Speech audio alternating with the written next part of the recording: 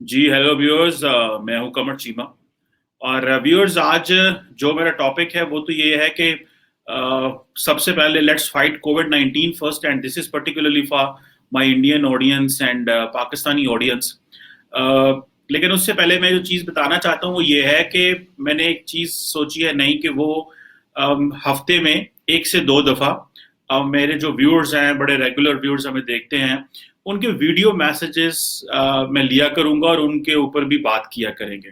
तो ये जो नीचे मेरा व्हाट्सएप नंबर चल रहा है, इस पे आप काइंडली अपना वीडियो मैसेज भेज सकते हैं।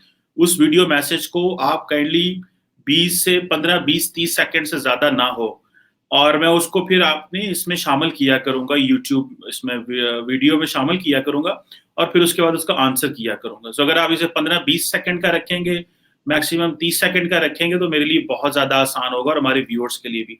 सो ये नंबर नोट कर लें please. Unnecessary messages and calls ना कीजिएगा, क्योंकि मैं उठाता नहीं हूँ और मैं उठाऊंगा नहीं। देखता जरूर हूं, लेकिन इस चीज को ज़हन में रखिएगा। Thank you very much. अभी मेरे साथ मौजूद हैं जनाब रोहित भाई। किसी तारफ के मोहताज नहीं है, हमारे साथ अक्सर जुड़ते रहते हैं। रोहित भाई, आपके वक्त का बहुत शुक्रिया। Thank you thank you. Rohit भाई, आज जो मैं बात करना चाह रहा हूँ वो है, मतलब मुझे दिल की तकलीफ हो रही थी कि किस तरह इंडिया के अंदर इतने ज्यादा जो केसेस आ रहे हैं, और वहां पे प्रोटेस्ट भी हो रहे हैं। और मैं देख रहा था किसानों के भी प्रोटेस्ट चल रहे हैं, दिल्ली की तरफ वो चल पड़े हैं। और भी मजहबी रसूमात भी हो रही हैं। यहाँ पे मैं कोई पॉलिटिक्स नहीं कर रहा, कोई किसी किस्म की मैं कोई बयानबाजी नहीं कर रहा, ना मैं कोई समझता हूँ कि कोई पॉइंट स्कोरिंग नहीं कर रहा। मैं just on the basis of humanitarian basis पे ये बात कर रहा हूँ, क्योंकि इस वक्त हमारा सबसे बड़ा जो दुश्मन है वो कोविड 19 है। As a non traditional security threat हम इसे कहते हैं। टिड्डी दिल हमारा दुश्मन था। तो हमें पहले इन चीजों से लड़ लेना चाहिए। बाद में प्रोटेस्ट होते रहते हैं, चीजें बाद में चलती रहती हैं। हम अगर जिंदा रहेंगे तो प्रोटेस्ट करेंगे, पॉलिटिकल मूवमेंट्स का हिस्सा बनेंगे। मैं जो आपसे बात पूछना चाहता हूँ सबसे पहले रोहित भाई, वो ये बताएं, आप क्या समझते हैं ऐसी क्या वजह हुई है कि इंडिया के अंदर जो पर डे जो केसेस हैं वो 3,14,000 या 3 लाख 2 लाख से ऊपर क्रॉस कर गए हैं। हम तो बड़ा, मैं पर्सनली बड़ा सेलिब्रेट किया था इंडिया की जो कोविड की जो वैक्सीन की जो सक्सेस थी, मैंने उसे सेलिब्रेट किया था। मैंने कहा ये बहुत बड़ी डेवलपमेंट है। और तो वैक्सीन होने के बाद जारी बात है, वो वैक्सीन अभी लगी तो नहीं है, अभी फर्स्ट शॉट लग रही है, उस तरह नहीं है। लेकिन क्या वजह बनी रोहित भाई कि इतने ज्यादा केसेस जो आ रहे हैं? देखिए, वैक्सीनेशन की जहां तक बात है तो we are able to vaccinate around 10 lakh people per day. Around 10 lakh, तो थोड़ा ऊपर नीचे। अब जो वैक्सीनेशन हम कर रहे हैं उस वैक्सीनेशन के बाद के जो रिजल्ट्स हैं हमारे पास, फर्स्ट शॉट एक वैक्सीन जिसको लग चुकी है उसमें corona positive rate is 0.004%, right. और जिनको दोनों शॉट लग चुकी है उसमें पॉजिटिव रेट इज 0.003%। तो कोरोना वैक्सीन तो अच्छा काम कर रही है, इसमें कोई शक नहीं है। जहां तक बात यह कि वैक्सीन आ गई और वैक्सीन आने के बाद लोगों को यह लगा कि अब वैक्सीन आ गई, अब कोरोना चला जाएगा, तो लोगों ने अपना पार्टीज शुरू कर दी, घूमना शुरू कर दिया, मास्क पहनना बंद कर दिया, सारी प्रिकॉशंस खत्म कर दी, हाथ धोने बंद कर दिए, सैनिटाइजर यूज करना बंद कर दिया। अब उससे ये कोरोना सडनली फैला। ये हम और कुछ इस तरीके का ट्रेंड है कि हमारे 15,000 केस पर 12,000 केस पर डे हुआ करते थे, वहां से अब हम with in a matter of 3 weeks हम लोग अब 3 लाख केस पर डे पे आ गए। ये पूरा पूरा वैक्सीनेशन का इम्पैक्ट है। लोगों को ये लगा कि वैक्सीनेशन होने लगी है, अब कोरोना खत्म हो जाएगा, अब प्रॉब्लम नहीं है। जबकि हमारे प्राइम मिनिस्टर ने खुद बोला था वैक्सीन भी और कड़ाई भी दोनों। लेकिन लोगों ने इसको बहुत सीरियसली नहीं लिया और वैक्सीनेशन हुआ है नहीं हुआ है, लोगों ने सोचा वैक्सीन आ गई अब के कोरोना नहीं होगा किसी को भी। लोगों ने पार्क्स में जाना शुरू कर दिया, बीचेस पे जाना शुरू कर दिया, घूमना शुरू कर दिया। खास तौर से महाराष्ट्र में ये सिचुएशन बहुत ही खराब हो गई। बाकी स्टेट्स में भी बहुत अच्छी नहीं है, लेकिन ये है कि बाकी स्टेट्स में बहुत कम है। महाराष्ट्र 60,000 पर डे के आसपास केसेस आ रहे हैं, तो लोगों ने जो खुले में घूमना शुरू कर दिया और लोगों ने जो अपनी सोशल डिस्टेंसिंग खत्म कर दी, मास्क लगाना बंद कर दिया, ये उससे शुरू हुआ। अब हम लोग देख रहे हैं कि एक 2 वीक्स का लगभग मोर ओवर लॉकडाउन लगा राजस्थान में, 1 वीक लॉकडाउन लगा है दिल्ली में, नाइट कर्फ्यूज कई स्टेट्स में लगे हुए हैं, कई स्टेट्स लॉकडाउन लगाने के प्राइम मिनिस्टर ने खुद सारी स्टेट से गुजारिश की थी कि लॉकडाउन ना लगाया जाए, लेकिन फिर भी स्टेट्स लॉकडाउन लगाने की पोजीशन में आ रही हैं। महाराष्ट्र में मोर ओवर लॉकडाउन है, कर्फ्यू है बेसिकली, डे में भी रात में भी, और यूपी में हाई कोर्ट ने बोला 5 सिटीज में, 5 शहरों में लॉकडाउन लगाने के लिए यूपी गवर्नमेंट सुप्रीम कोर्ट पहुंच गई और सुप्रीम कोर्ट पहुंच करके सुप्रीम कोर्ट ने बोला लॉकडाउन नहीं लगाना। तो सिचुएशन ये है कि लगभग मतलब नाइट कर्फ्यू लगभग हर स्टेट में रात में 10 बजे से, सॉरी रात में 9 बजे से और सुबह 7 बजे तक कर्फ्यू चल रहा है। असली टाइम गर्मियों के टाइम पे वो ही होता है जब लोग खुले में घूमते हैं, पान की दुकान पे होते हैं और बाजारों में रौनक होती है, असली टाइम वही होता है और उसी टाइम पे वहां पे ये कर्फ्यू लगाया गया। देखते हैं इसका इम्पैक्ट क्या होगा। बहरहाल तो हमें दिख नहीं रहा, केसेस नीचे आते हुए नहीं दिख रहे हैं और केसेस जब नीचे आते भी हैं तो इतने स्टीप नहीं होते, जितने स्टीप राइज था उतने स्टीप फॉल नहीं होता है, धीरे धीरे करके नीचे आने शुरू होंगे। वैक्सीनेशन अब भी चल रही है, बहुत अच्छा चल रहा है, वैक्सीन के रिजल्ट्स बहुत अच्छे दिख रहे हैं, दोनों इंडिया की दोनों vaccine, Serum Institute as well as Bharat Biotech, दोनों वैक्सीन बहुत अच्छा परफॉर्म कर रही हैं और दोनों वैक्सीन जो लोगों को लगी हैं उसमें corona cases, of course prime minister Manmohan Singh को दोनों वैक्सीन लग गई थी, फिर भी कोरोना हो गया है। क्यों हुआ है? जो भी हमें दिख रहा है कि वैक्सीन, जिस भी किसी आदमी को वैक्सीन लग गई है उसको माइल्ड खांसी जुकाम हो रहा है, उससे ज्यादा नहीं हो रहा। यस, जो मैंने स्टार्टिंग में बोला था कि फर्स्ट शॉट के बाद 0.004% और दोनों शॉट के बाद 0.003% है, तो वो 0.003% जो है वो माइल्ड खांसी जुकाम के फॉर्म में सामने दिख रहा है, कोई बहुत सीरियस उसमें कॉम्प्लिकेशंस नहीं दिख रही। बिल्कुल ठीक है। रोहित भाई, एक चीज जो मैं समझना चाह रहा था कि जारी बात है इस तरह की सिचुएशन में लोग पैनिक में चले जाते हैं और मैं भी कुछ इंडियन सहाफियों को भी देख रहा था और वो भी वार्न कर रहे थे कि लोगों के पास सभी जारी बात है पैनिक हो गई है। तो जब पैनिक होता है तो लोग फिर मुख्तलिफ किस्म की काम करते हैं। मिसाल के तौर पर मैं देख रहा था कि हरियाणा में कोई बहुत सारी 1700 डोजेज जो कोविड वैक्सीन है वो किसी ने चोरी कर ली।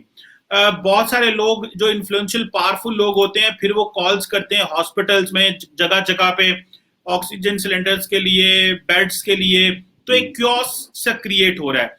ऊपर से मैं ये भी सुनने में आया कि जो फार्मर्स हैं वो भी दिल्ली की तरफ को मार्च कर रहे हैं। मेरा ख्याल है कि जब हमें इस चीज का पता है कि हमारा सबसे बड़ा जो थ्रेट है वो तो कोरोना है, हम फार्मर्स बाद में लड़ सकते हैं, मरकज से उनकी लड़ाई झगड़ा चल रहा है, पिछले कई महीनों से चल रहा है, कोरोना के दिनों में भी उन्होंने बड़े प्रोटेस्ट किए, सारी स्ट्रगल ही कोरोना के दिनों में शुरू हुई। इस तरह जब 3 लाख 3.5 लाख केसेस है तो इसका मतलब ये नहीं है कि गवर्नमेंट के ऊपर बड़ा प्रेशर पड़ेगा, नरेंद्र मोदी हो या प्रोविंशियल गवर्नमेंट्स के ऊपर प्रेशर पड़ेगा। तो ये अवाम में एक आ रही है कलेक्टिवनेस है कि हमें एक दूसरे के लिए काम करना है, ना कि माहौल को खराब करना है। तो ये पैनिक मोड में तो नहीं इंडिया चला गया? इस हवाले से काइंडली थोड़ा गाइड कीजिए। देखिए, बीच में कुछ जैसे ही केसेस ऊपर भागे तो ऑफ कोर्स सारी स्टेट गवर्नमेंट्स जो थी वो अंडर प्रिपेयर्ड थी। उनको भी, स्टेट गवर्नमेंट्स को भी नहीं पता था कि ये 15,000 से और अगले 15 दिन के अंदर अंदर ये 2 लाख 3 लाख टच करेगा, किसी को नहीं पता था। तो वो हमारी जो प्रिपेयर्डनेस थी वो मैक्सिमम 1.5-2 लाख के आसपास के लिए थी, लेकिन उससे ऊपर चला गया। हमारे पास बेड्स नहीं थे उस समय। पिछले 4 दिन में सिचुएशन बड़ी खराब थी। बेड्स की प्रॉब्लम आ रही थी, ऑक्सीजन की प्रॉब्लम आ रही थी और दूसरी रेमडेसिविर की प्रॉब्लम आ रही थी। रेमडेसिविर इज अ मेडिसिन जो कि आपके ब्लड में ऑक्सीजन लेवल्स को कंट्रोल करती है। तो जब आपका ऑक्सीजन लेवल गिरता है तो रेमडेसिविर का इंजेक्शन दे देते हैं तो वो ऑक्सीजन लेवल बेटर हो जाते हैं। रेमडेसिविर की प्रॉब्लम थी, रेमडेसिविर चोरी हुई कई जगह ऐसा। तो वो हम लोग प्रिपेयर्डनेस में थे, लेकिन ये जो भागा इमीडिएटली तो उससे एक शॉक तो लगा, जोल्ट तो लगा हमारे एग्जिस्टिंग इंफ्रास्ट्रक्चर को, हॉस्पिटल्स के। लेकिन हम लोग तैयार थे कि हम लोग वेरी क्विकली हमारे जो स्टेडियम्स हैं उनको कन्वर्ट कर सकते हैं। अब स्टेडियम्स को कन्वर्ट करने का काम गवर्नमेंट शुरू करती, उससे पहले ही गवर्नमेंट ने दूसरा तरीका निकाला, होटल्स को कन्वर्ट करना शुरू कर दिया। और होटल्स जब कन्वर्ट होने शुरू हो गए तो होटल्स में भी प्रॉब्लम नहीं है, वो आ गया। अब डेली दिल्ली में, अच्छा ऐसा भी नहीं है कि सारे पेशेंट्स जितने भी आ रहे हैं, सारे के सारे पेशेंट्स जो हैं सबको ऑक्सीजन की जरूरत है या सबको वेंटिलेटर की जरूरत है, ऐसा भी नहीं है। बहुत कम उसमें से 80% से ज्यादा पेशेंट्स जो है वो घर पे ही अपना क्वारंटाइन होकर के ठीक होकर बाहर आ जाते हैं। कुछ ही पेशेंट्स को ज्यादा जरूरत होती है दवाई की, ज्यादा जरूरत है देखभाल की, अदरवाइज खांसी जुकाम माइल्ड बुखार इससे ऊपर कुछ नहीं हो रहा है इसमें। 80% पेशेंट्स को तो सारे के सारे नहीं आ रहे, लेकिन फिर भी हम लोगों के वेंटिलेटर्स और हमारे बेड्स, हॉस्पिटल बेड्स और सबके सब कंस्ट्रेंट में आ गए थे। अब हम लोगों ने हॉस्पिटल्स में हाई कोर्ट ने भी इसमें इमीडिएटली सुओ मोटो लेकर के डिसीजन लिया और सुप्रीम कोर्ट ने भी सुओ मोटो उठा लिया इसको। तो गवर्नमेंट को ऑर्डर्स दिए गए हैं कि आप होटल्स को कन्वर्ट कीजिए, और गवर्नमेंट ने उससे पहले ही ऑर्डर्स देकर के होटल को कन्वर्जन शुरू कर दिया था। होटल्स को कन्वर्ट किया जा रहा है, यहां तक कि क्वारंटाइन सेंटर्स बने हैं। ट्रेन्स जो हम लोगों ने स्टार्टिंग में बनाई थी क्वारंटाइन ट्रेन, उन ट्रेन्स को एक्टिव कर दिया गया है। अब ट्रेन की बोगी में आपको क्वारंटाइन किया जा सकता है। सब कुछ चल रहा है और अब सिचुएशन बेटर होती जा रही है डे बाय डे। चले, ये तो अच्छी बात है, लेकिन मैं आपसे एक सवाल करना चाह रहा था, और वो ये है कि क्या वजह है कि महाराष्ट्र में बहुत ज्यादा केसेस हैं, तकरीबन 7 लाख केसेस हैं। उसके बाद आप चले जाएं उत्तर प्रदेश में, वहां कोई 2.5 लाख के करीब केसेस हैं, और फिर उसके बाद कर्नाटका में ज्यादा है। एक तो ये बताइएगा इन 3 जगहों में ज्यादा केसेस क्यों हैं, और वैसे तो राजस्थान में भी कोई 1 लाख के करीब है। और ये जो प्रोटेस्ट अगर चलते हैं पंजाब से, वहां पे तो इतने कोई नहीं, 40,000 के करीब है, और हरियाणा में भी 55,000 के करीब है। तो ये जो ज्यादा इन एरियाज में क्यों है, महाराष्ट्र और उत्तर प्रदेश और कर्नाटका में क्यों केसेस ज्यादा हैं? बाकी जगह पे तो मुनासिब ही लग रहा है।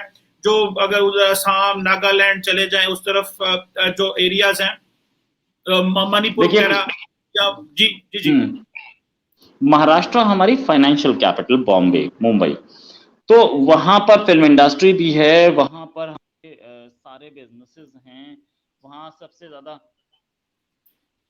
बिजनेस सबसे ज्यादा होता है। ऑफ कोर्स प्रोडक्शन कहीं और होती हो, लेकिन हेडक्वार्टर बॉम्बे में मुंबई में है, तो वहां पर बिजनेस फाइनेंशियल कैपिटल होने के वाले लोग जाते हैं, वहां से आते हैं, और वहां पर हमारी माइग्रेटरी लेबर भी सबसे ज्यादा है, इसलिए महाराष्ट्र में सबसे ज्यादा दिखते हैं आपको। महाराष्ट्र हमारी बहुत इंपॉर्टेंट स्टेट है, सबसे ज्यादा जीडीपी हमारे महाराष्ट्र गुजरात ये चीज। और यूपी की जहां तक आपने बात की उत्तर प्रदेश की, तो यूपी की पॉपुलेशन अगर आप देखें, अगर यूपी एक सेपरेट कंट्री होता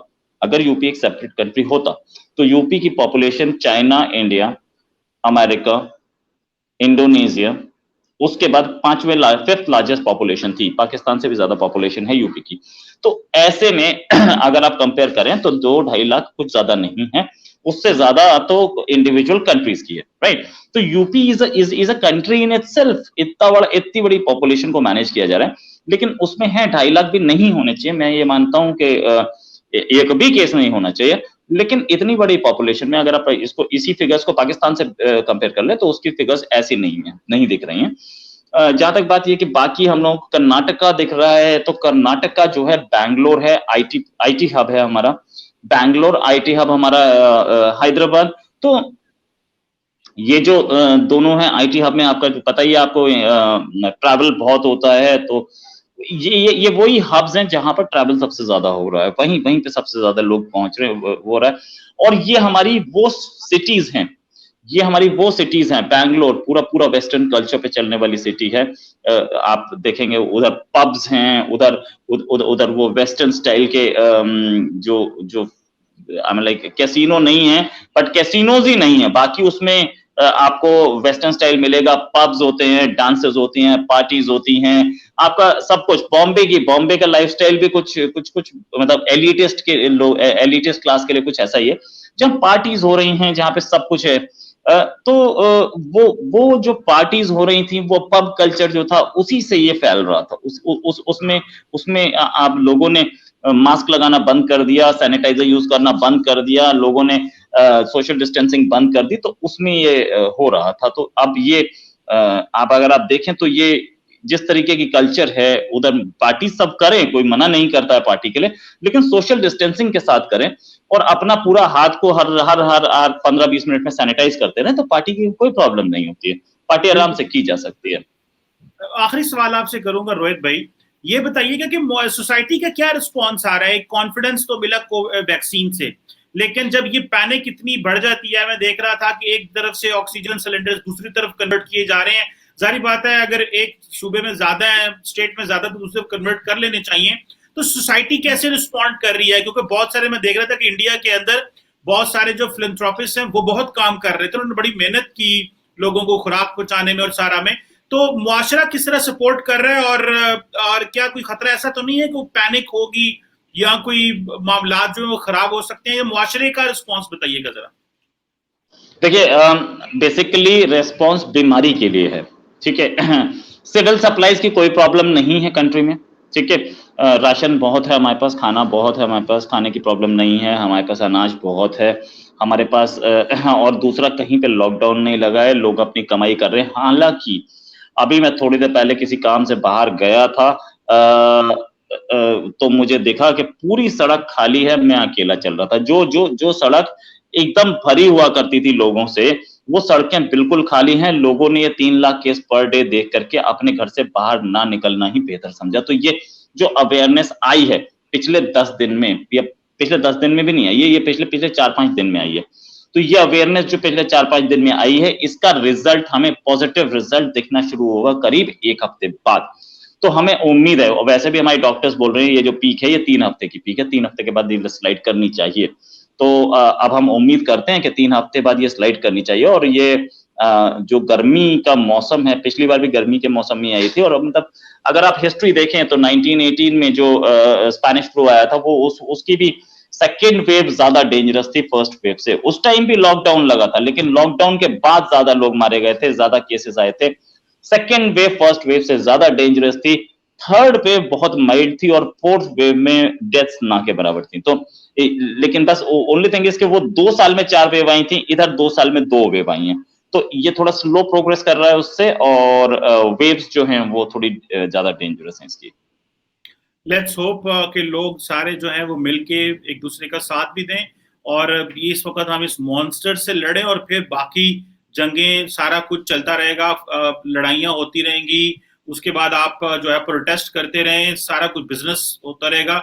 लेकिन ऑब्वियसली यहाँ पे हमें फाइनेंशियल चैलेंजेस भी हैं, हम डेवलपिंग कंट्रीज हैं, हम अपने बिजनेस बंद भी नहीं कर सकते, तो लोगों में कारोबार भी करना। पॉपुलेशन डेंसिटी एक बहुत बड़ा इट सेल्फ चैलेंज है, जो कि इंडिया में जारी बात है अर्बन सेंटर्स ज्यादा पॉपुलेटेड होने की वजह से भी ये एक मसला है। Thank you very much Rohit Sharma साहब, आपके वक्त का थैंक यू वेरी मच, बहुत मेहरबानी।